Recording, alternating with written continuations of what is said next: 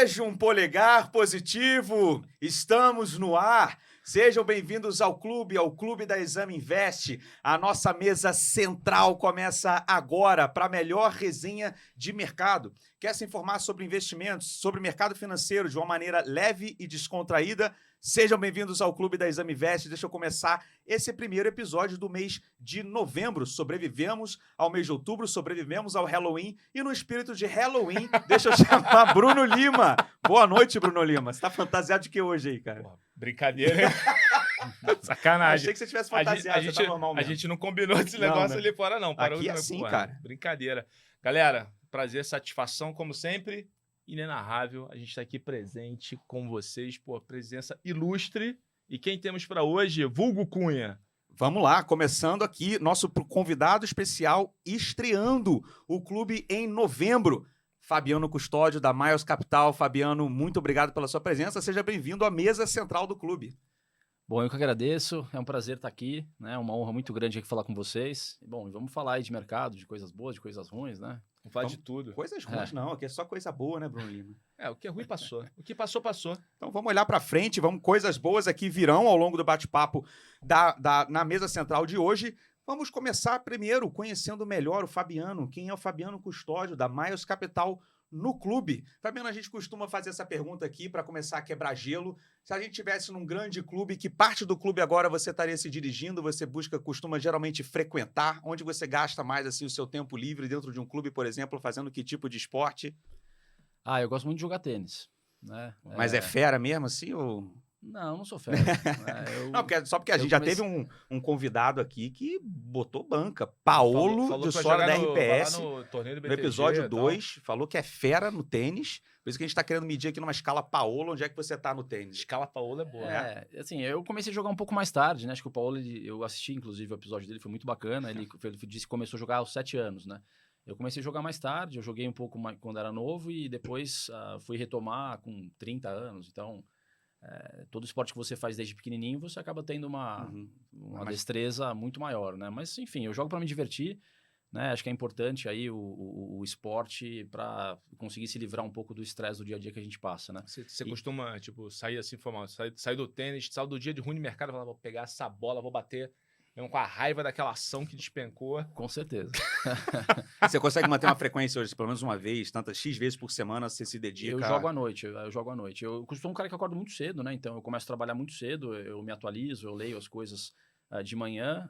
E aí, assim, fecho o mercado, eu vou jogar meu tênis. E aí depois, se eu preciso continuar lendo, eu continuo depois do tênis, né?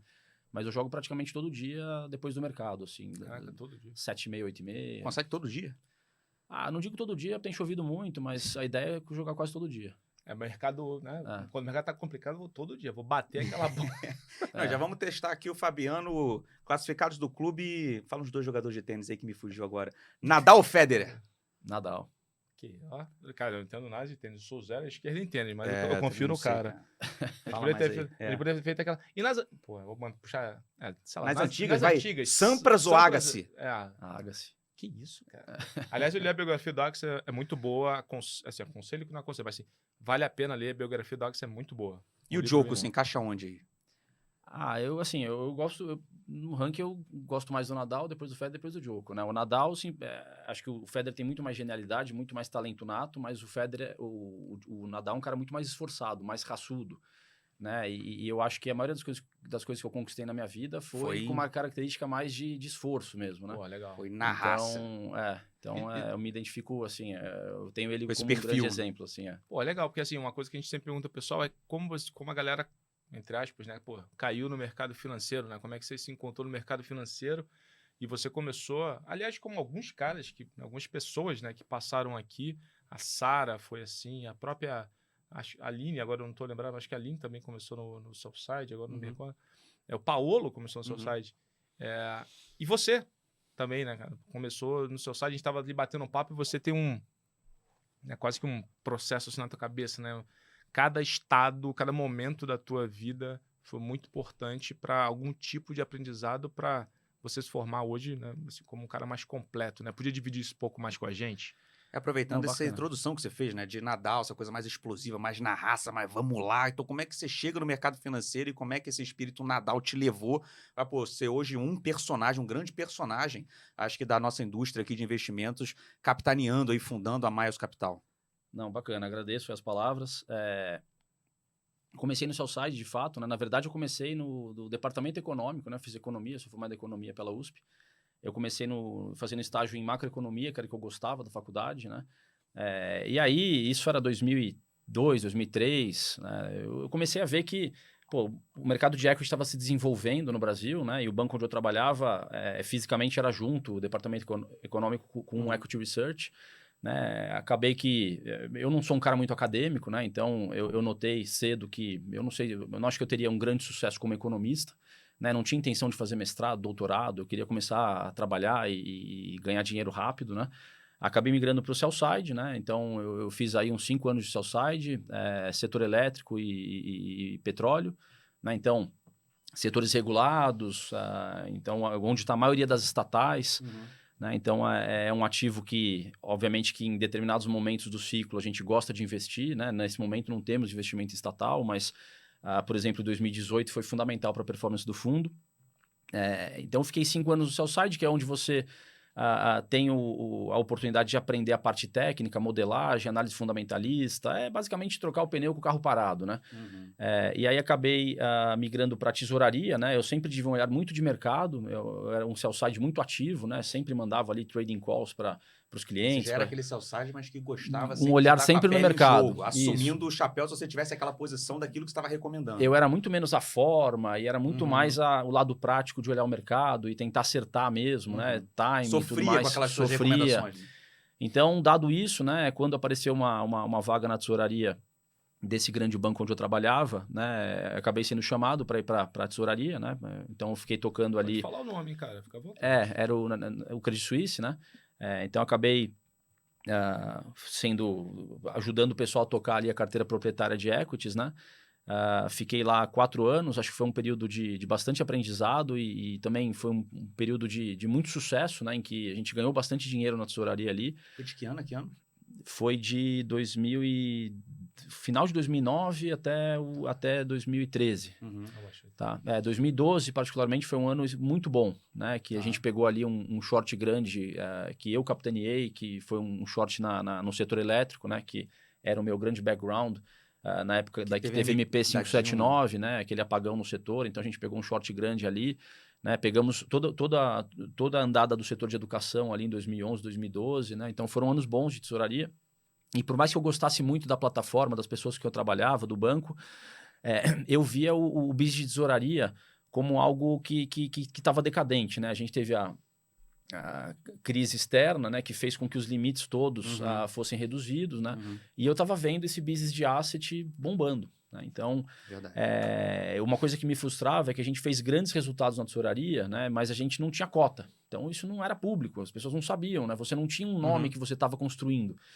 E eu já desde lá de trás tinha na cabeça que eu precisava começar a construir um nome, né, uma cota, ter uma cota, para um dia ser sócio de uma gestora, né? E aí, então, eu acabei topando sair. Eu recebi uma proposta para ir pra trabalhar na asset de um grande banco, né? Agora o Itaú, né? E eu acabei topando com essa cabeça, né? Então, fui final de 2013, né? Final de 2012 eu saí, né? Em 2013 eu estava no Itaú, onde eu comecei tocando os fundos de long short, né? Que são fundos que eles, na verdade, são um play de valor relativo entre as coisas, né? Você não fica direcional comprado ou vendido na bolsa.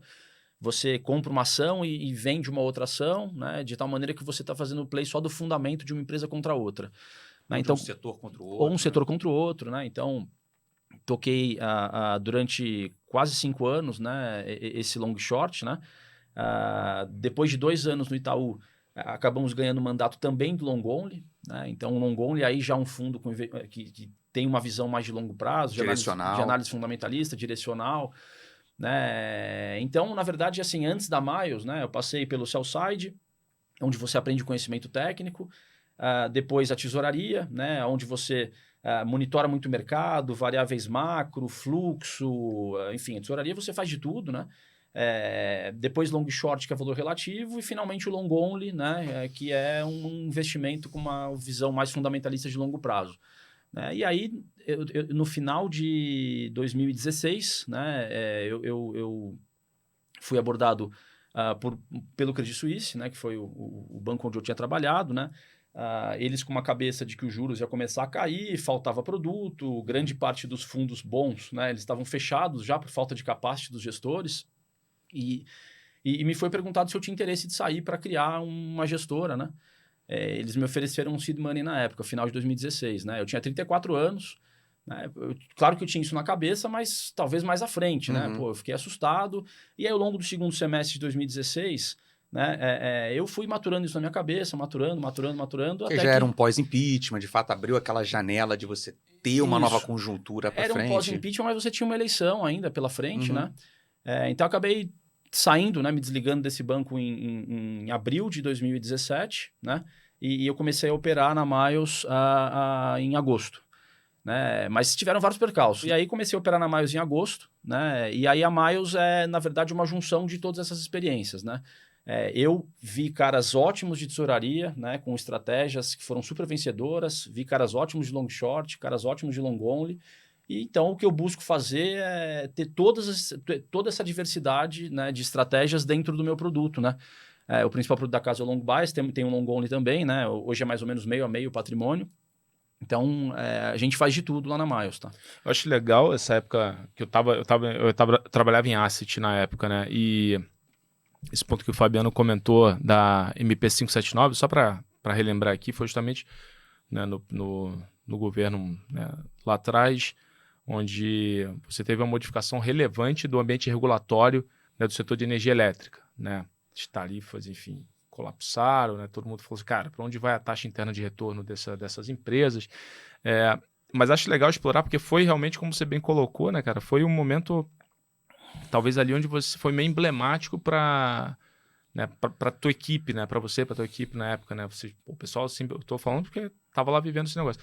O pessoal sempre comentava, né? Pô, o pessoal do Credit pegou na veia essa discussão.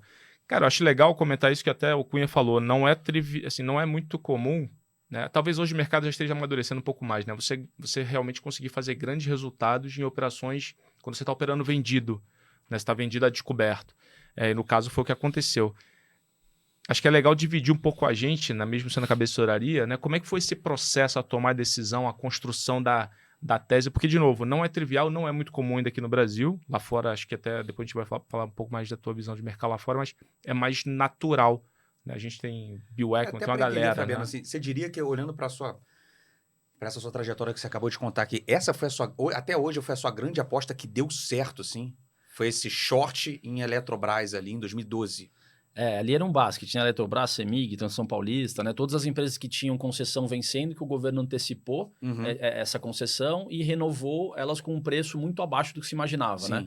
Mas o governo já dava sinais ali, né? Era um governo intervencionista, né? É importante lembrar que, pô, a Dilma, ela ganhou a eleição em 2014, né? Segurando o reajuste Muito, de energia, com aporte na conta da CDE, aportando com o Tesouro, né?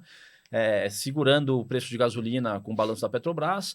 Então, já era um governo que dava sinais, mesmo lá em 2012, né? Já dava sinais de ser um governo intervencionista, né? Então, a gente construiu, a gente viu que, conversando com players do governo e tudo mais, né, que, na verdade, o que se buscava fazer era dar uma canetada no setor para baixar na porrada, praticamente, né, o preço de energia elétrica e que o país tivesse mais competitividade de indústria e tudo mais, que era o discurso do governo, né? Então, acho que por conhecer o setor elétrico de maneira profunda, né, eu fiz 5 anos no sell-side, né, eu tinha um entendimento de que poderia ter um evento muito grande ali. Foi um grande retorno, assim, da sua história profissional, foi o maior retorno que você conseguiu, foi esse short? Eu acho que são dois que me vêm à cabeça, assim, né? Esse, que eu acho que daí eu talvez realmente acho que foi um grande acerto aquele ano que chamou a atenção, né? Tanto é que depois eu tive proposta de alguns fundos, tudo, acabei migrando para a indústria de fundos, né? Fui para o Itaú no ano seguinte, né? E acho que dentro da Miles, né?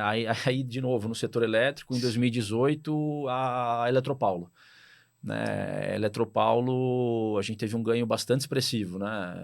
Em 2018, o fundo, que foi o ano que eu precisava engrenar, passar a arrebentação. Né? Eu tinha começado em 2017, foi bem em 2017, eu estava captando e tudo mais, né? Tava indo um processo, tava indo bem, mas aí de repente, assim, acho que foi o trade que fez brilhar, que fez chamar atenção para um fundo novo que estava nascendo, e eu tive a felicidade de, no começo do fundo, né, acertar um trade grande na Eletropaulo, né? Eletropaulo, para vocês terem uma ideia, quando ela começou a renegociar uma dívida antiga que ela tinha com a Eletrobras, né, que essa dívida não permitia a AES, que era a controladora lá de fora, vender a empresa, né, quando ela anunciou que ela estava renegociando essa dívida, o papel era 14, tá? 3 meses depois, né, teve um bidding war pela empresa, né, então estava certa a minha visão de que ela renegociando aquela dívida que ela tinha, seria um ativo, né, facilmente vendível, né? Facilmente que daria para a AES vender, né, e eu tinha noção do valor da empresa.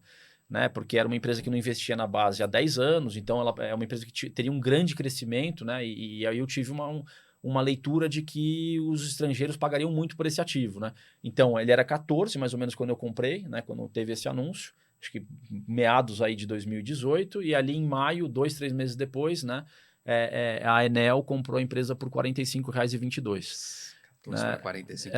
E era uma posição grande. Níveis, assim? E aí foi, acho que assim, ali foi quando eu senti que, pô, a Miles vai dar certo, assim, sabe? Então, é claro que foi um ano bom, a gente tinha acertado na veia também a greve do caminhoneiro ali, um short na Petrobras, que defendeu bem o book, mas esse long de Eletropaulo, para mim, eu nunca mais vou esquecer. Eu ia resgatar esse ano de 2018, mais à frente a gente volta nele, porque é o seguinte, era um ano do make or break, para o seu business que você estava lançando, né? O do vai ou racha. Era muito a gente importante. sabe essa importância dos primeiros 12 a 24 meses da vida de uma asset. É uma pressão muito grande. É muito grande. Eu vou querer explorar isso com você depois. E no ano de 2018, que não só teve uma crise dos caminhoneiros, que fez um movimento de preços assim absurdo, mas era um ano eleitoral. Isso. E 4 anos depois a gente tá às vésperas de ano eleitoral de novo, já a gente resgata isso. Mas só para pegar uma ideia de níveis, porque o que o Bruno trouxe é muito interessante, que acho que é a primeira vez no clube aqui que a gente tem uma grande memória de um gestor que está aqui, de uma grande aposta, de um grande retorno e que foi short e que foi vendido, apostando numa queda de ações. Nível mais ou menos assim de Eletrobras, talvez seja a que mais está aqui compatível com todo mundo, a mais conhecida. Quais os níveis assim, de preço que saiu desse short Eletrobras quando você começou a montar a posição, até onde ela foi depois da MP 975? É que faz muito tempo, né? Faz quase 10 anos, foi 2012 isso, né? Mas... Pegar assim, ordens de magnitude. A ordem de grandeza, ela foi de, sei lá, de 15 para 5, um negócio assim, foi destruição. Você conseguiu eu lembro no relatório do Barclays revisando o target price para 0. Não, para 1, eu acho. Você lembra desse aí? Não, foi emblemático. Não, tem uns relatórios também emblemáticos assim. Tem. Então foi isso, assim. E aí eu acho que esse setor que foi um patinho feio aí nos últimos anos, né?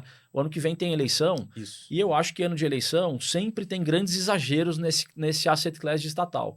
Né? Então, 2018, acho que além da Eletropaulo, né, a gente também teve a felicidade de pegar ali um long grande nas estatais de Minas, né, capturando ali o Zema, que era do Partido Novo, que esperava-se na época que conseguisse privatizar as estatais. Acabou dando tudo errado, né? Mas as estatais subiram muito ali, né? A própria Sabesp, né, em 2018 subiu muito também, no começo de 2019, né? Então a gente depois devolveu assim como as de Minas, mas daí eu já tinha saído, né? Então aí é a tesouraria, né? É a tesouraria, exatamente. Né? Eu vou operar a formação de expectativa, nem sempre eu vou ficar para ver o longo prazo, porque as coisas mudam, né? Mas 2018 foram 2 grandes momentos que foi o long na Eletropaulo em maio, né? E depois esse trade nas estatais ali um pouquinho antes da eleição, né? A gente chegou a ter mais ou menos 1/3 do fundo em estatal. Caramba. Né? Acho que isso foi um grande diferencial nosso em 2018. Né? 2018, acho que foi uma bolsa de 15, a gente deu 35, com metade da vol, assim. E aí foi um belo cartão de visita que proporcionou construir a Miles e ter a referência que a Miles tem no mercado hoje, né? Enfim, todo dia é uma batalha, né? Enfim, todo dia você tem que renovar. E tá muito difícil esse ano, mas 2018 foi o ano que a gente teve, foi bem feliz. Acho que 2018 já aqueceu muito esse papo do que esperar para 2022, né, Bruno? Vamos eleitoral, né? Uma eleição super simples aí, super amistosa, que está se desenhando para o ano que vem, super tranquila, só que não. Né? Como é que você está olhando, assim, no sentido, não no sentido político, no sentido de disputa eleitoral, mas no sentido exatamente de você falou aqui, né? 2018, ano eleitoral, o pessoal às vezes o mercado costuma exagerar preço de estatais. Pegar essa sua palavra de exagero. Pô, a gente está vindo, na verdade, outubro, né? Encerrou com o pior mês do ano na Bolsa, contraiu quase 7, já vindo de um setembro que contraiu, sei lá, quase 6,5. Acho que o acumulado desse segundo semestre já está numa ordem de correção de quase 20%. Assim, o Brasil, né, em dólar, é uma das piores bolsas do mundo. Aí começa já a aparecer essa palavra exagero. Então vamos lá, Fabiano, você acha que bolsa já está exagerada ou como um todo não, mas talvez um setor, um papel? Como é que você está olhando desse movimento? O que já está se destacando no seu radar, né, para você falar, opa, já estou começando a ficar mais interessado a ver se eu faço alguma coisa aqui. É aonde? Não, vamos lá. A minha cabeça estruturalmente, né, ela está negativa. É claro que você teve, com bem colocado, né, talvez um exagero ali nesses últimos 2 meses. Então, eu não estou dizendo que não possa ter um repique. Né? Por exemplo, se votarem a PEC dos precatórios hoje, o mercado pelo menos vai saber o tamanho do rombo. Que acontece exatamente na noite de pelo hoje. Pelo menos aqui. assim, a coisa ruim que você sabe, e aí tem a coisa ruim que você não sabe, né, se não passar a PEC do precatório. Então, acho que passando, né, e eu acho que vai passar. Se não passar agora, minha opinião é por falta de quórum, mas acho que já há um entendimento para que passe. É claro que as coisas podem dar uma melhorada, né? Mas acho que a melhorada de curto prazo. Acho que a gente ainda tem muito pouca visibilidade, né, de eleição. Né? Acho que terceira via é algo que, quando a gente olha para o chamado nem-nem, né, que não quer nem o Lula, nem o Bolsonaro. Nem é muito bom. É um número alto, né? O que nos faz acreditar que é possível uma terceira via. Né? Porém, eu acho existe a demanda pela terceira existe via. A demanda a questão pela terceira é ver se vai via. ter a oferta. Né? Mas o problema é que, assim, né, eu acho que é muito um desejo do mercado de ver uma terceira via se unificando em apenas um pilar. E eu acho que antes disso acontecer, a gente vai passar pelo mal-estar de ter vários candidatos, né? Então, pô, acho que o Moro deve se candidatar meio de novembro agora. Aí, possivelmente, o Pacheco vai ser candidato. Aí, ou o Dória ou o Eduardo Leite, alguém do Novo, Ciro Gomes, né? E aí, quando você olha para o patamar de voto do Bolsonaro, por exemplo, né, as pesquisas mostram que por volta de 20%, 17% para ser mais preciso, né, são pessoas que vão votar nele de qualquer maneira. É o cara que vota nele com certeza, né? Não interessa se o PIB ano que vem é -1, -2, -3, é o cara realmente da ideologia ali, né? Então, você fica pensando, com uma terceira via tão dividida, né, por um tempo, vai ser difícil imaginar ou a gente visualizar alguém que vai conseguir tirá-lo do segundo turno, né? E muito provavelmente a outra vaga do segundo turno vai ser do Lula. Né? Então, fica muito difícil. A gente tem uma memória do Lula como um cara pragmático, né? Como um cara que chamou o Meirelles, né? Lá no seu governo. Porém, né? Acho que é válido dizer que ele pegou um país ali atrás com uma relação de dívida PIB de mais ou menos 30%, e ele vai pegar um país agora com mais de 80%, né? Com um pouco espaço no teto. Né? Então, ele já tem dado declarações públicas que ele é contra o teto. Então, eu não sei como vai ser esse pragmatismo não tendo dinheiro para gastar agora, né? E acho que o mercado não vai ter essa resposta. Né? Vai dar o benefício da dúvida. Não vai dar o benefício da dúvida, né? Então eu acho que a gente vai continuar com o fundamento ruim, né? Para mim, todo esse episódio que teve de a gente jogar o teto para cima, né? Que na verdade a SMP que está sendo votada hoje. Verdade. Pô, acho que ficou muito claro, pelo menos para mim, que quem está mandando na economia, no orçamento, é o Congresso. Né? Então, eu acho que não tem mais... Depois que saíram... Essa última debandada da equipe econômica, na minha opinião, ela mostrou que a gente ficou um pouco meio sem goleiro. Né? Então, dado isso, né, eu acho que é um ambiente ainda de cautela. Né? A gente não sabe. Provavelmente a gente vai para um patamar de Selic mais elevado, double digit, né? Todo mundo revisando já para alguma coisa entre 11 e 12. Né? Um momento de incerteza, quando eu falo com meus colegas, com outros gestores, muito grande, né? Coisa que se assemelha a 2015, que você não tinha visibilidade. Né? No começo de 2015, o fundamento macroeconômico se deteriorando rápido, que é o caso agora. Né? E a gente sem nenhuma visibilidade de se iria acontecer o impeachment, até quanto tinha tempo ia Joaquim demorar. Levi ali, mas não serviu por pouco tempo. Mas era um desânimo, E aí eu acho que com esse patamar, né, de NTNB, de juros, né, a tendência é que você tenha de certa maneira, uma desconstrução da indústria. Né? Eu estava olhando os números antes de vir para cá, né? Os fundos de equity puro era uma indústria de mais ou menos 250 bi em 2015. Hoje de ações puro. Hoje ela foi para 650. Né? Então, se a gente volta para um patamar de juros parecido com o que era lá em 2015, né? Salvo engano meu ali era Selic de 14, 15, alguma coisa assim, né? Eu acho possível que você tenha migração para renda fixa. Né? A gente já está vendo isso acontecer. né? Então, eu fico preocupado, né? Acho que tem fundos muito grandes, né? Com posições muito grandes para as liquidez que os papéis têm, né? Então, o técnico do mercado está muito ruim. Você colocou que foi um mês de correção muito forte agora em outubro, Sim. né? Por volta de 10%. Sim. Só que quando você vai olhar para sua carteira, para os papéis, foi muito mais. Né? Os papéis de economia doméstica com bons fundamentos, que é onde a maioria dos gestores concentra mais suas posições, esses caíram entre 20% e 30%. Nossa. Né? Foi 10% porque banco caiu pouco. Né? Banco é 30% do índice. Então foi muito pior. Então eu acho que a tendência é a gente ficar aí num trade range aí, alguma coisa aí, 95 com 110, né? E fica nesse negócio, tendo saque, o técnico ruim. Né? E aí eu acho que entra a diversificação, de você investir um pouco lá fora, de você conseguir... Mas eu acho que é momento de você estar com uma exposição baixa, assim, né? Um gross, que a gente chama... Exposição bruta no fundo. A exposição bruta do fundo pequena, né? E tentar ficar pegando oportunidades, né? Isso é interessante, né, Bruno? Porque a gente fica aqui, às vezes, muito falando do tá barato, tá caro, valuation, análise, fundamento. Mas, assim, você tem essa questão técnica do fluxo, da indústria, porque se você começa a olhar para o lado, não é nem que você vai discutir se tem comprador marginal ou não, mas se você olhar para o lado e você começar a achar que não tem mais comprador marginal, pelo contrário, pode ter que começar a ter vendedor marginal, isso altera também a composição da sua carteira. Eu não acho, honestamente, que tá barato, porque eu vejo muitas vezes as pessoas falando, pô, mas a bolsa tá 8 vezes PI, né? 8 vezes lucro, 8,5, o histórico é 11, né? Mas quando você vai olhar para os cíclicos domésticos, né, eles, na verdade, estão mais para 23, né, que é um desvio padrão acima do múltiplo histórico. Só um parênteses aqui, desculpa. Quando você bota cíclicos domésticos aqui, você está falando de banco, varejo, consumo? Não, eu tô falando de cíclico doméstico ex-bancos, Tá ex-bancos, né? Tô falando de varejo, consumo. Tá bom. Né? Não está exatamente barato, assim. Quando você olha, por exemplo, o patamar de valuation da Bolsa Americana, né, que você tem muito mais visibilidade de crescimento econômico, do macro, né, do político, de tudo. Eu acho que até você não ter visibilidade, você fica meio num pen trade. Por exemplo, né, acho que uma coisa que eu errei bastante o ano passado, né? Eu tinha uma posição em Sabesp, né, que eu estava achando que poderia acontecer privatização, e aí se acontecesse, as ações iam se multiplicar, enfim, ia ser muito bom. E eu tinha na minha cabeça um floor de valuation de uma vez RAB, né? Uma vez a base de ativos, né? Quase que um valor de reposição como... Valor de mercado igual a base de ativos. Isso, exatamente. Né? E isso acabou indo para 0,65 base de ativo, assim, acabou caindo. Eu achava que essa Sabesp não passava de R$40, de R$45, né? Ela acabou batendo 32.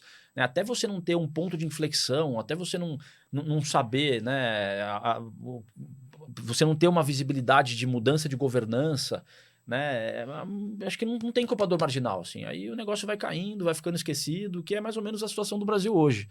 Né? Eu não consigo ver, né? A indústria está machucada, né? Os fundos tiveram uma má performance year to date, com o nível de volatilidade que a gente está tendo em Brasília, né? E com a eleição que a gente vai ter o ano que vem, né? Uma eleição que vai deixar um país dividido, vai ser um negócio muito agressivo. Eu não consigo imaginar os fundos voltando a tomar muito risco. Né? Então, por exemplo, a exposição bruta minha está pequena. Né? Ano passado, eu devo ter rodado aí mais ou menos a 130%, 140% de exposição bruta. Né? Hoje eu estou rodando alguma coisa entre 85% e 95%. Né? E o meu net o ano passado, acho que quase todo o tempo em 80% comprado. Né? Hoje eu estou rodando aí entre 45% e 65%. Eu não visualizo, a não ser pontualmente. Eu estou achando que vai aprovar a PEC, eu compro um pouco hoje para devolver semana que vem, isso. Mas assim, numa velocidade de cruzeiro, eu não visualizo eu conseguindo voltar para 80%, 90% de exposição. Né? E não visualizo meus colegas também, né? Então, eu acho que vai ser um mercado difícil, que você vai ter que ficar tentando ali buscar algumas oportunidades. Acho que a diversificação de investir fora vai ser fundamental para navegar esse período, né? E é uma postura que a Miles já está começando a adotar, na verdade, desde o nascimento, assim, vocês já botaram o braço para olhar bastante lá fora, e recentemente muito tech. Né? Vocês estão, de fato, se dedicando a esse tema, principalmente nos Estados Unidos, de diversificar em tech lá fora, né? Deixa eu só desculpa, antes de falar que esse tema mas só pegando esse final do gancho aqui, esse final do ponto do custódio, acho que a gente fez essa pergunta para a Sara também, não lembro. E você acredita em buy and hold no Brasil? Não acredito. Pegando assim, a Sara, ela conversou com a gente, se não estou enganado, 90% acho que da posição do fundo lá, ela carrega há muito tempo. Desde o nascimento. Desde o nascimento do fundo, né? Algumas posições em Brasil, né? Ou 90% da posição total. Agora, a Sara me perdoe se eu não lembro exatamente, me corrija se eu estiver errado. E aí, e você tem e acho que também tem um pouco da discussão da própria escola, né? Entre aspas, né? Você é um cara que também ficou muito tempo em tesouraria, né? Pegou muito dessa discussão do tático, de ler o fluxo, de entender como é que o mercado se comporta do lado de fluxo, juntar com os fundamentos e falar, poxa, legal, não adianta eu estar certo sozinho, eu preciso estar certo quando o mercado está certo. Senão minha posição não amadurece, eu não consigo monetizar, né? Rentabilizar o meu cotista, antigamente, né, a própria instituição, mas hoje meu cotista. E você leva isso para a tua gestão do teu fundo long bias, né? E aí você, assim, qual, assim, não sei se é possível falar, né? Essa posição que você carregou mais tempo no fundo, por quanto tempo foi, qual foi, só para balizar um pouco essa discussão. Vamos lá, deixa eu corrigir aqui. Não acredito no buy and hold. Tem boas empresas, né, que eu gosto delas e tem um horizonte de longo prazo, acho que serão vencedoras. Porém, se você tem uma instabilidade macro muito forte, né, acaba que tudo vai mal, né? Então, no final do dia, não necessariamente eu vou vender a posição inteira, né? Mas talvez eu vá reduzir um pouco e eu vou colocar um short em alguma coisa para proteger o meu direcional. O problema é que no Brasil, né, onde você tem liquidez para você fazer o short, para você fazer a posição vendida e defender a sua posição comprada, é muitas vezes no índice. Tá bom. Só que a composição do índice, ela é muito diferente da sua carteira na maioria das vezes, né? Então, é um risco muito grande você fazer isso. Né? Então, quando você está antevendo momentos de extrema volatilidade, como eu estou achando que é o momento atual, para mim, o mais correto, que eu sempre aprendi é reduz o gross. Tem que reduzir o gross, tem que cortar o risco, leve, tem que parar de sangrar, fica leve. Né? Em outros momentos que você está preocupado com alguma coisa não muito estrutural, né? Aí dá para você fazer um short no índice, dá para você fazer um short em alguma outra posição para proteger. Né? Acho que tem algumas posições que a gente gosta, assim. Então, vamos lá. Uma que eu comprei, né? Sou o maior acionista, fui o âncora, o maior âncora do IPO foi a Intelbras esse ano. Né? Não vendi nenhuma ação, né? Eu pretendo carregar para longo prazo. Eu gosto muito estruturalmente da exposição que a empresa tem à energia solar. Né? Eu acho que é uma grande tendência. Né? No final do dia, o mercado de energia solar no Brasil, acho que tem um enorme potencial. Né? A gente está vivendo todo esse clima de ESG, né? Acabou de ter a COP26. Né? O solar no Brasil, né, isso é documento do governo, né, planejamento do governo, da EPE, da Empresa de Pesquisas Energéticas. Hoje é um mercado de residencial solar de 3 GB, né, que o governo estima, né, ele tem planejamento para levar isso para 12 GB, né, no final da década. Então é um mercado que vai quadruplicar de tamanho, né, e eu acho que a Intelbras é a empresa melhor posicionada para capturar isso. Então ela está exposta a um mercado que vai quadruplicar de tamanho e acho que ela vai ganhar muito share. Né? Por quê? Porque ela tem todo um canal de distribuição, né, de 80 mil revendedores que já fazem todos os produtos da Intelbras que tem marca, né, segurança, comunicação. Então, ela já está dentro da casa do cliente. Né? E aí ela chega para oferecer um produto de painel solar, que é um produto que se paga em 3 anos. Né? Então, obviamente, ele se pagando em 3 anos e com toda a crise energética que a gente está vivendo, acho que tem um apelo muito grande, né? Então, por exemplo, esse é um papel que eu quero. Acho que a empresa vai fazer 400 milhões de faturamento em painel solar esse ano. O ano que vem vai pular para 1.200. Né? Eu acho que qualquer outro player do mercado, né, o número 2, o número 3, de painel solar tem mais valor na mão da Intelbras do que dele próprio, porque ela tem uma capacidade de distribuição do produto que ninguém tem. Né? Então, também acredito que ela pode agregar valor em M&A. Né? Então, ela está exposta a setores de alto crescimento. Né? O segmento de segurança cresce muito no Brasil, né? De comunicação também cresce muito. Esse está passando por um período um pouco mais difícil por shortage de semicondutores, né? Isso está acontecendo no mundo, né? Mas isso, em teoria, fica uma demanda represada que quando se normalizar, volta. Mas, basicamente, uma empresa que durante 10 anos cresceu receita 20%, eu acho que os próximos 5 vai crescer mais na casa de 30%, 35%, com um ROIC muito grande. E não exposto e não muito vulnerável ao macro, que a gente estava discutindo. Isso é um negócio que eu olhei. Isso é um negócio que eu olhei também, tá? 2014, 2015, que foram anos terríveis, né? 2015, salvo engano meu, o PIB de -7%, a empresa entregou os mesmos 20%, ordem de grandeza de crescimento de top line. Né? Então, essa é uma empresa que eu pretendo carregar para longo prazo. tá? Enfim, tô muito próximo deles lá e então é uma empresa que a gente gosta com um horizonte de mais longo prazo. Bem Acho interessante. que é o micro Então- bem... E o ticker, Bruno Lima? Intelbras. Pô, agora me deu branco, cara. Que isso, cara? Agora me deu branco. Não é possível. E NTB3. Olha lá, INTB3. Eu ia falar É. INTL, errei. INTB3, pô, fui Aí, traído. cases assim que eu acho que tem, enfim, são muito fortes, né? Assim, são muito dominantes nos setores que atuam. A minha intenção é segurar e aí, obviamente, que eu vou ter uma posição vendida para tentar proteger e tudo mais, né? Para proteger do macro. Uhum. Né? Mas aqui eu dei um exemplo de um papel que a gente tem há bastante tempo. Tem diversos outros na Sim. carteira, né? Mas vamos lá, né? É preciso que o Brasil minimamente dê certo, né? Justo. Perfeito. Perdão, voltando ao tema. Não, voltando exatamente ao que o Fabiano estava colocando antes desse Brasil minimamente dar certo, a gente sabe que a visibilidade está muito prejudicada para os próximos pelo menos 12 meses aí nesse período eleitoral que a gente começa a entrar mais forte agora. Então, normal, a gente está vendo a Bolsa corrigindo, o ceticismo ficando mais forte, né, com os ativos domésticos, e a gente estava no ponto de diversificação internacional. E aí surgiu os Estados Unidos, surgiu o Tech, e que vocês têm sido uma casa, de fato, bastante ativa, né, em tecnologia nos Estados Unidos. Como está sendo essa sua experiência? O que é essa experiência de investir em tech lá fora, São Francisco, está te gerando de retorno? E como é que você está enxergando essa alternativa de investimento? Legal, vamos lá. De fato, a gente investiu bastante recursos, né, em ter research lá fora, né? A gente trouxe pessoas para olhar só para tecnologia lá fora, né? Então, hoje a gente tem 35 pessoas na Miles, né? 37, eu acho. Tem bastante gente olhando só para tecnologia, né? E alguns dos analistas que são predominantemente focados em Brasil, eles também olham alguns papéis lá fora. Tá, então vou dar um exemplo, né? Pô, a vida inteira eu achei as ações da VEG caras, né? Sempre achei caro. VEG é um nome recorrente, né? E aí, né, quando o nosso analista começou, que olha a VEG, né? Ele começou a olhar bateria lá fora, solar lá fora, né? Ele começou a cobrir Tesla, ele começou a entender, né, a revolução que estava acontecendo, o D-rate que estava acontecendo em indústrias tradicionais, né, de combustível fóssil e o re-rate, né, o quanto o investidor estava... Reprecificação para cima, que o investidor estava disposto a pagar, né, na parte de solar, de baterias e tudo mais. Pô, a gente viu que se a gente pegar o valuation das empresas de solar lá fora e aplicar isso na parte de solar da VEG, o resto da VEG está no múltiplo de industrial normal, assim, não passei a não achar mais caro o VEG, né, depois dessa análise do meu analista lá fora. Né? Então, eu cometi alguns erros, por exemplo, no passado, né, quando teve o IPO da Stone e da PagSeguros, foram papéis que foram muito bem, né?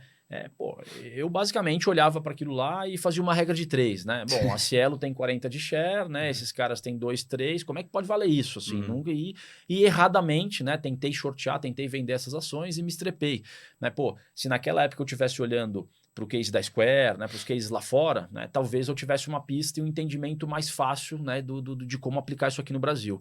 Então, acho que são duas vertentes, né?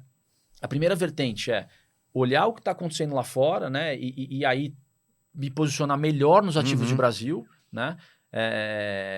E uma segunda vertente que é, de fato, fazer o investimento lá fora. Né? É claro que aí eu vou priorizar fazer em tendências que eu não consigo capturar aqui no Brasil, né? Então, por exemplo, e-commerce, acho que a gente está muito bem servido aqui, tem empresas ótimas, né? Financial Deepening, pô, tem BTG, tem empresas excelentes, né? Para eu também capturar essa tendência. Então, eu prefiro, dado o meu mandato, fazer aqui. A gente tem um fundo, né? Que é o Singular, que faz só lá fora. Mas, por exemplo, cybersecurity, né? Segurança cibernética, é um mercado que eu gosto bastante, né? Vejo como uma tendência, né? Tá havendo uma digitalização da vida. Verdade. Né? A Gartner Consultoria, uma das principais consultorias, ela projeta que é um mercado que ele sai de 3 trilhões de dólares de perda em 2021 para alguma coisa perto de 21 trilhões de perda no final da década. Né? Então, é um mercado que vai crescer muito em crime cibernético. Pô, você pega na Bolsa Brasileira, esse ano, teve ataque na Renner, teve ataque na Porto Seguro, teve ataque na JBS, teve ataque em grande parte, Fleury, né? A gente não conseguia ver os exames. CVC. Então, conforme a vida vai se tornando mais digital, né, é claro que os crimes vão acontecendo ali. Né? Então, a gente tem investimento, por exemplo, em cybersecurity, aí tem que ser feito lá fora. Interessante. Então, a gente complementa, né? Em momentos que aqui a água está muito suja, a visibilidade está muito ruim, a gente busca ter exposição maior lá fora, Uhum. né? Então, como eu coloquei assim, né? Pô, Big Tech é um negócio que cresce aí 20% ao ano e PI alguma coisa entre 15 e 25%. Né? É muito melhor do que do que os papéis de consumo doméstico aqui do Brasil. Né? Ainda mais quando você não tem visibilidade sobre o que vai ser juros, o que vai ser PIB, o que é o cenário para o ano que vem e para os outros anos no Brasil. Né? Depende da eleição. Então, nesses momentos, a gente costuma diversificar bastante. Tá? Acho que 2020 foi fundamental para o fundo, né? Teve a pandemia, né? Na pandemia, a gente teve a leitura que haveria uma aceleração aí de adoção de tecnologia. A gente chegou a ter uns 35% do fundo investido lá fora, né? Em tecnologia. Né? É óbvio que é pontual, né? Eu não vou carregar um negócio desse, não é o meu mandato. Né? Mas ali eu achei que tinha oportunidade, a gente fez. Né? Hoje está por volta aí de uns 20%. Né? Então, mas é claro que se eu ficar animado com terceira via, no momento em que eu ficar animado com terceira via ano que vem, eu vou reduzir isso, vou vir com o Brasil. Né? Então, porque hoje qual que é a leitura que eu tenho? O Brasil só vai andar a reboque, né? O fundamento está ruim. Né? Então, a visibilidade está baixa. Está baixa. Então, dado que se andar muito lá fora, que é o caso, né? Eu tenho risco de não pegar, né? Então, se aqui vai andar reboque lá de fora, então eu fico comprado lá fora. Né? E para isso eu tenho research fazendo o pessoal olhando para os papéis lá fora. Eu achei muito rico, muito enriquecedoras. O ponto que você trouxe do primeiro ponto de ter pessoais dedicados a olhar a tech lá fora é da sinergia de análise e de voltar a relativizar o valor do tech aqui dentro vis-a-vis lá fora. Né? Não, acho que teve mais um é muito erro. Interessante. Diversos erros, assim, né? Por exemplo, Petrobras, né? No começo da Miles, um slide da minha apresentação era o quanto eu achava a Petrobras barato. Eu falava, olha o múltiplo histórico da Petrobras. Né? O múltiplo histórico da Petrobras, na época, estava coisa de uns 20% abaixo do múltiplo histórico, sendo que eu visualizava que a Petrobras ia crescer produção muito mais do que no período passado, né, por causa do pré-sal, né, com muito mais rentabilidade. Eu falava, vai crescer mais, com muito mais rentabilidade, como é que está 20% de desconto em relação ao múltiplo histórico? Aí quando você começa a olhar bateria, solar, as coisas lá fora, você vê que está tendo um grande de-rate na indústria de petróleo, que se você não tiver com um olhar ali para as coisas que estão acontecendo fora, a gente é muito periferia, né, no mercado de investimento. Então, eu não teria cometido esse erro de ficar achando a Petrobras barata há tanto tempo, né, sem nem saber o que estava acontecendo direito lá fora. Né? Por exemplo, o Magazine Luiza é um outro erro. Não peguei esse case lá atrás, quando ela explodiu. Né? Eu não entendi esse negócio de marketplace, eu não conhecia o modelo da Amazon direito. Né? Acho que eu e grande parte do mercado doméstico aqui. Sim. Né? Então, é claro que se você tem o seu analista, né, cobrindo a Amazon lá fora, cobrindo no detalhe. Isso, né? E trazendo o que está na fronteira de lançamento. É isso. Ajuda muito no posicionamento aqui. Muito interessante. Né? E hoje a gente tem um IPO grande para vir no mercado, né? Que está, de certa forma... totalmente relacionada à Financial Deepening que o Fabiano Custódio colocou e tal, assim, Nubank. Isso é uma coisa que... Ou Nubank. Não, em inglês eu tenho que recorrer ao Bruno Lima. Como é que é a pronúncia aqui? Nubank. Nubank. O Nubank tá causando nessa sensação, porque chega exatamente nesse momento que a gente está discutindo aqui, Fabiano. Sim. Vocês já pararam para olhar? Gostam, não gostam? Se interessam, não se interessam? Os documentos protocolados lá para IPO, eles saíram no finalzinho da semana passada, né? Então, a gente olhou de maneira preliminar, né? Nos interessa bastante. Né? É uma instituição que está com 48 milhões de clientes, né? Só para dar a ideia de ordem de grandeza, o Itaú tem 40. Caramba. Né? Então, quando a gente olha, por exemplo, a NPS, que é satisfação do cliente, é muito mais alto do que os bancos incumbentes. Né? Quando a gente olha, por exemplo, métricas de conversão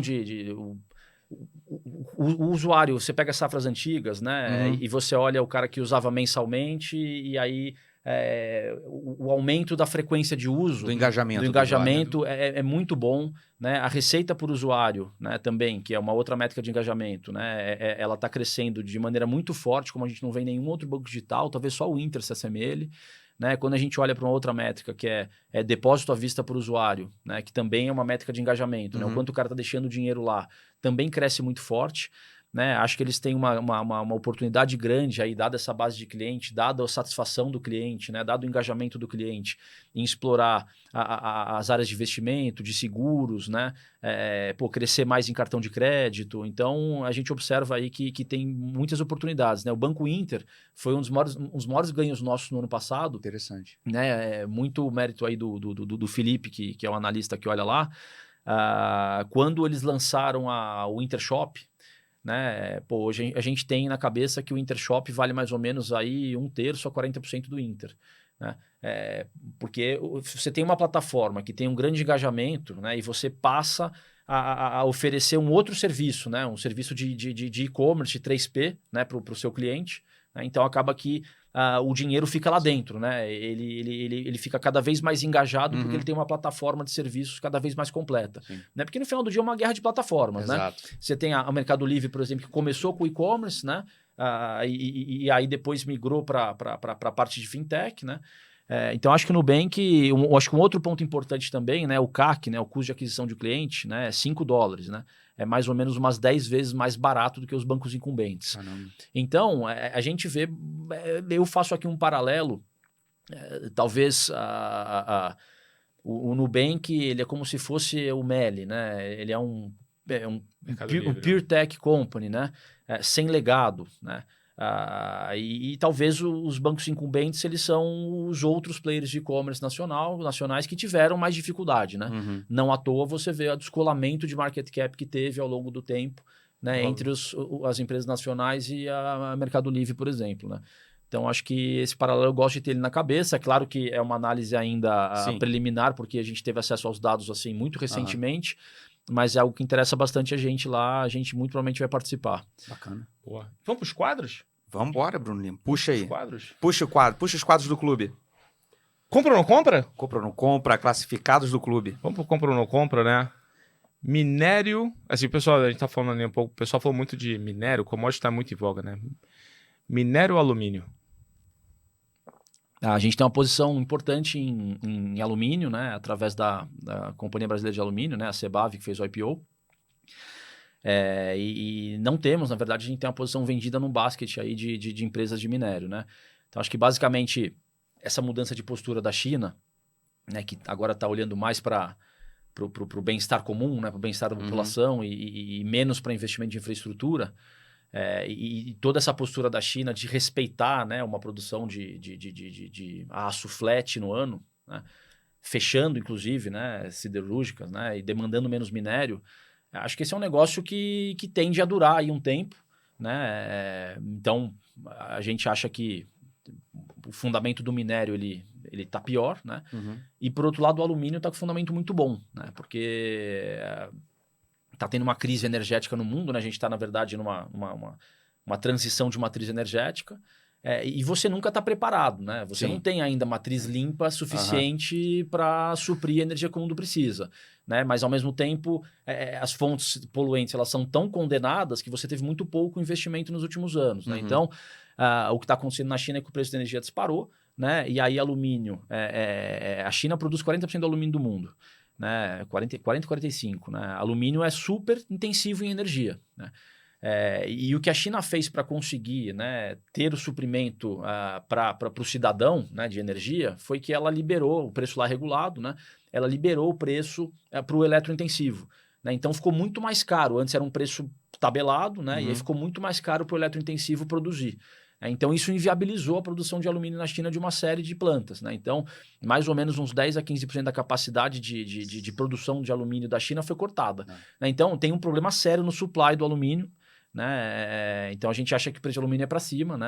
A gente vê a CBAV aí com preço de alumínio aí de entre $2.500 e $3.000, assim, duas vezes EBITDA para o ano que vem. O interessante aqui, pela primeira vez nos classificados, não é que assim, você perguntou, Bruno Lima, você compra ou não compra alumínio ou minério? E o Fabiano Custódio aqui, não, eu compro alumínio e vendo minério. Assim, a gente pegou um long short na veia. De fato, você está com essa posição. Assim, você está com uma exposição alumínio e está até apostando numa correção de players relacionados à minério de ferro. Né? Sim. Interessante isso. Acho que é nessa linha. Você está com muito problema de supply e a demanda do alumínio ela é mais resiliente porque ela é mais diversificada, né? Por exemplo, o carro elétrico demanda muito alumínio, né? Ele é mais ESG, né? E no caso da CBAV, ela ainda tem toda a energia, ela tem quase uma CESP ali dentro, né? E toda a matriz limpa, né? Tudo hidrelétrica, né? Suprindo a energia que ela precisa para produzir o alumínio, né? Então, eu sou long alumínio e short minério. Boa. E do teu lado? Não, do meu lado, eu gosto logo de partir pro quadro. Pior que eu sempre cavo esse quadro, cara. O pessoal deve me achar o carrasco aqui. Que é o quadro, Deu ruim? O Deu Ruim. Ou deu ruim? Deu ruim. É que o Custódio já mandou um Sabesp que deu ruim ali de... Né? Ah, Tinha esse Sabesp ali. esse deu ruim, cara. Só para explicar que a gente gosta de trazer aquele quadro de compartilhar a história daquele exercício que você se dedicou, estudou, fez, investiu com o maior carinho e dedicação e tinha uma expectativa muito elevada para o retorno daquele ativo e, putz, bateu no muro, cara. Deu errado, machucou, assim. Foi essa Sabesp. Né? Eu sempre fui um entusiasta do setor de saneamento por ter visto o que aconteceu no setor elétrico, no setor de distribuição. Né? O setor de distribuição, ele foi inteiro privatizado, né? Praticamente inteiro, né? Ainda tem aí Copel, Cemig, poucos players de distribuição estatais. E aí, com isso, você teve universalização dos serviços, você teve regulação sendo desenvolvida, a ANEEL, acho que hoje é uma empresa, uma agência que é benchmark, enfim. E o setor atraiu muito investimento, as empresas cresceram e tudo mais. E aí, quando você olha para o saneamento, né, e você se depara aqui com o número de que metade do Brasil não tem esgoto, né, para mim era claríssimo que aconteceria em algum momento o desenvolvimento, né, do setor de saneamento, né, a regulação e tudo mais. O marco. Né? Então, me envolvi muito nisso, participei de live do BNDES, fiz reunião, fiz apresentação para muita gente, porque eu olho esse setor há 20 anos, né? Então eu quis compartilhar, assim, coisas que eu vi no setor de distribuição e tudo mais. Me envolvi muito, o marco foi aprovado, né? Então, a Sabesp, eu comprei ela, como eu coloquei, na eleição de 2018, antes da eleição, né? Tava dando Dória, aí o Dória convidou o Meirelles, não preciso fazer. Exato. O Meirelles é um cara em política liberal, né? Ideologia liberal, e a Sabesp estava ali seus R$28. Né? Isso é mais ou menos 0,60 base de ativo. Era de graça. Falei, isso aqui não tão... Eu achando que ia acontecer o marco, né? Eu falei, esses caras vão privatizar a Sabesp, né? E aí, de fato, o marco passou, né? Ele foi aprovado no final de 2020, né?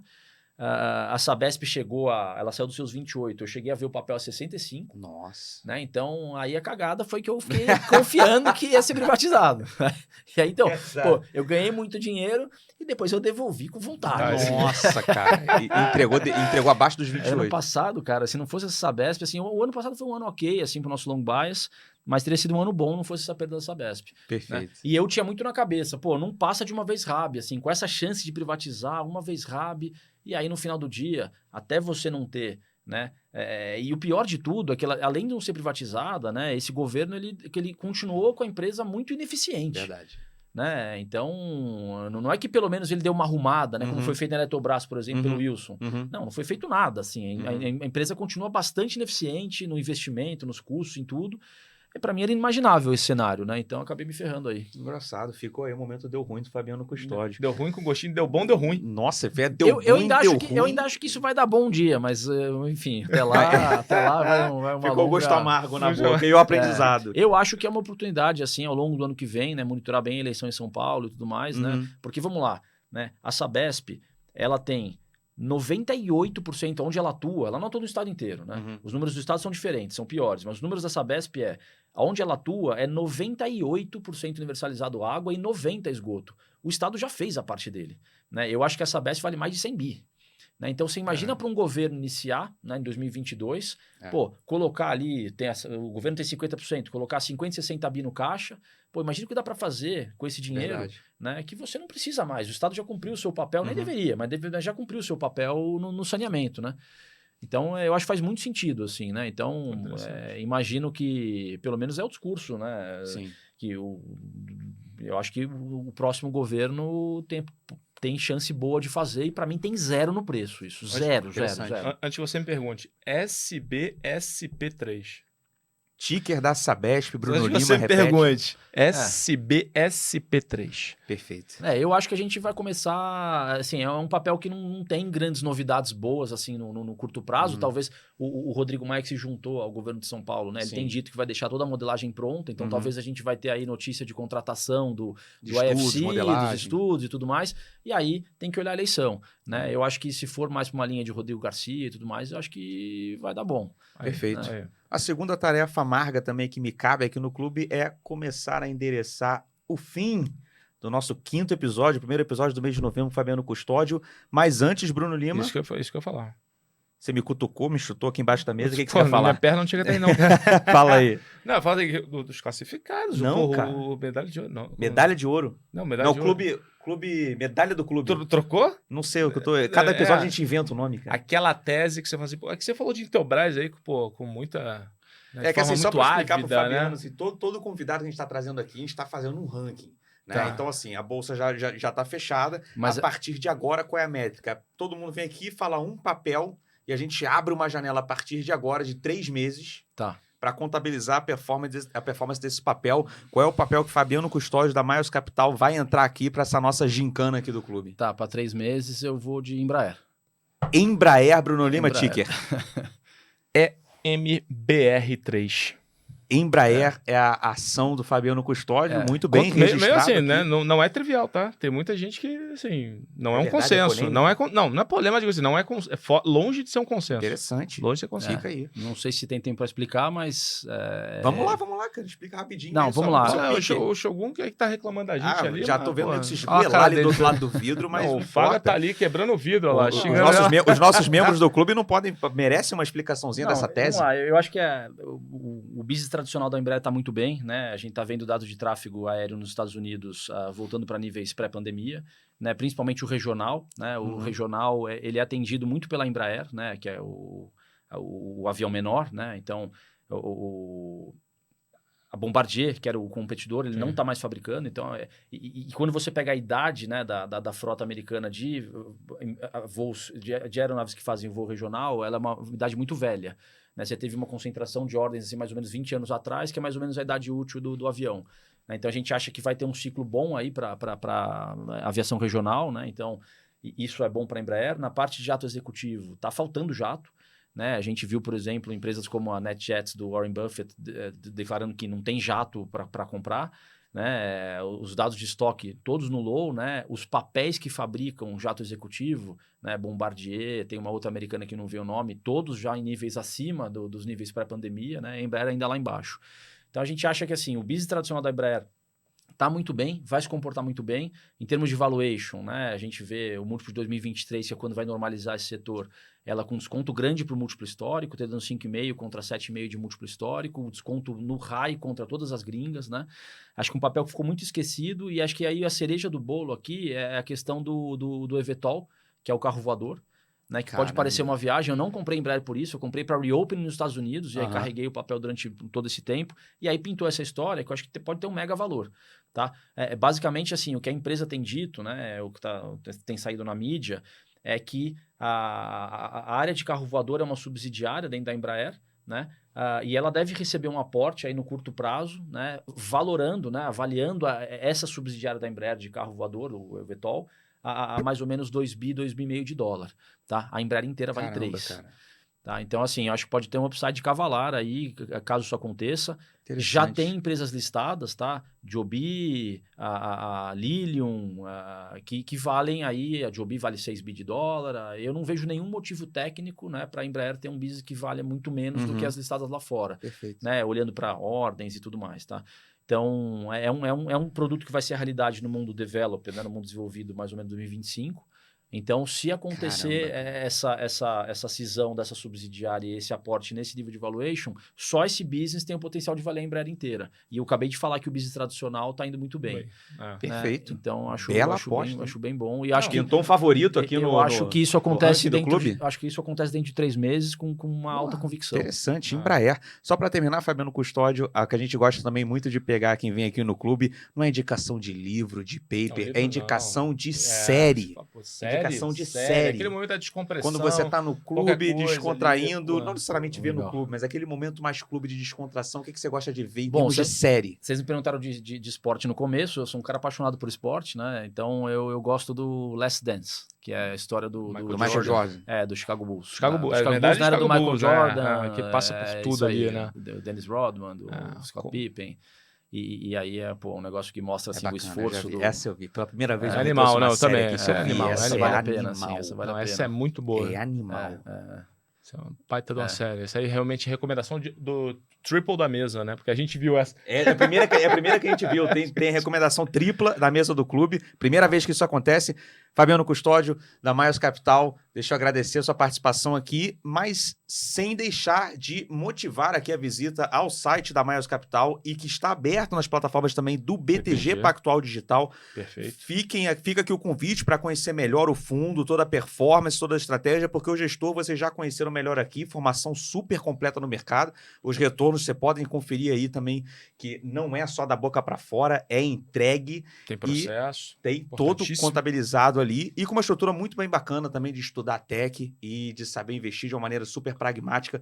Fabiano, 5º episódio do clube. Cara, pra gente foi um prazer enorme, uma honra de te ter aqui. Muito obrigado. Legal. Prazer é meu, honra é minha. Agradeço bastante. Cara, e não vamos esquecer de deixar o seu like, se inscrever no canal. Chuva de like. Deixa a sua surra de like e mantenha-se. Não, se inscreva no canal, ativa o sininho. E... plataformas do YouTube, plataforma Spotify. Pô, vamos lá, vamos lá. É isso aí, galera. Semana que vem tem mais. Um grande abraço a todos. Até a próxima.